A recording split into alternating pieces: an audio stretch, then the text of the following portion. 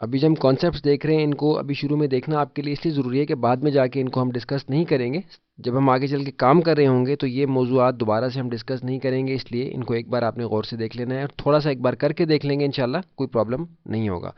आप देख रहे हैं कि हमारा वर्किंग एरिया बाय डिफ़ॉल्ट जो हमें यहाँ मिला है वो इस तरीके से है, लेकिन मुमकिन है कि आपको कुछ थोड़ा सा मुख्तलिफ तरीके से काम करना हो। जैसे कई टूल्स ऊपर से हैं, आप चाहें कि हम ऑफ़ कर दें, या कोई हमारा टूल बार है जैसा कि आप देखिए कि अनडॉक पोजीशन में हमने इसको ऊपर वाले हिस्से में डॉग कर लिया। आप देख रहे हैं कि इसको भी हमने ऊपर वाले में हिस्से में ले गए हैं, या राइट वाले को लेफ्ट पे ले गए हैं, या कोई भी ऐसी सूरत हाल है, यानी कोई भी ख़ास सेटिंग आपने अपने वर्किंग एरिया की अपनी ज़रूरत के लिहाज से बना ली है और अब आप ये चाहते हैं कि वो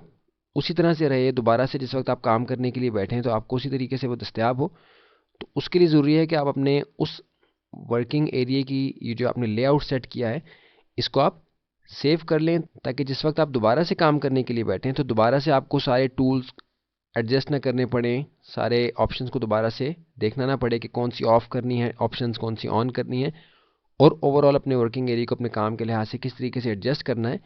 एक बार एडजस्ट कर लिया और फिर उस एडजस्टमेंट को हम सेव कर लेंगे, ताकि दोबारा से हम अगर बैठे हैं, बिलफर्ज आपसे पहले कोई और बंदा काम करके गया है और उसने कोई एडजस्टमेंट चेंज की या अपने लिहाज से की, तो आपने वो एडजस्टमेंट अपनी सेव की हुई होगी ओवरऑल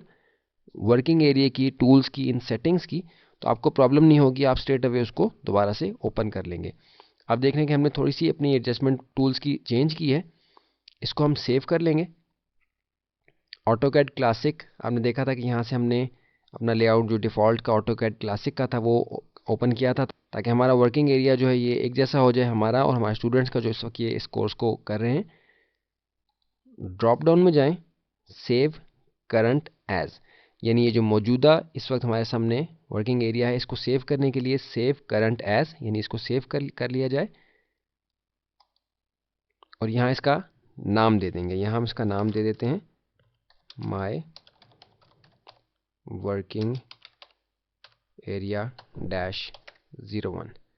ठीक है जी, माय वर्किंग एरिया डैश 01 इसका हमने नाम दिया। सेव के बटन पे प्रेस किया, थोड़ा सा इसने टाइम लिया और ये सेव हो गया। आप देख रहे हैं कि माय वर्किंग एरिया डैश 01 के नाम से सेव हो गया। ऑटो कैड क्लासिक को अगर क्लिक करेंगे तो दोबारा से वही सेटिंग्स हमारे सामने आ जाएंगी जो by default AutoCAD classic की थी। लेकिन अगर आप दोबारा से ऑटो कैड ओपन करेंगे तो आपको नए सिरे से एडजस्टमेंट करने की ज़रूरत नहीं है। आप स्ट्रेट अवे अपना जो भी नाम से आपने अपना वर्किंग एरिया सेव किया है उसको आप ओपन कर लेंगे,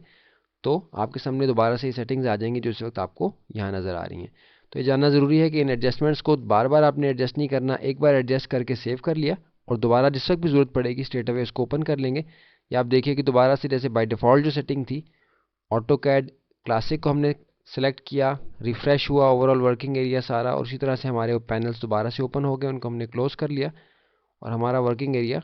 डिफ़ॉल्ट ऑटो कैड क्लासिक का जो वर्किंग एरिया था उस पर हमारा वर्किंग एरिया दोबारा से रिफ़्रेश हो गया है। अगर हम चाहते हैं कि जो हमने सेटिंग की थी जिसको हमने सेव किया है उसको हम ओपन करें, ड्रॉप डाउन में गए, my working area dash 01, refresh हुआ सारा और आप देख रहे हैं कि हमारे सामने वो वर्किंग एरिया आ गया जो कि हमने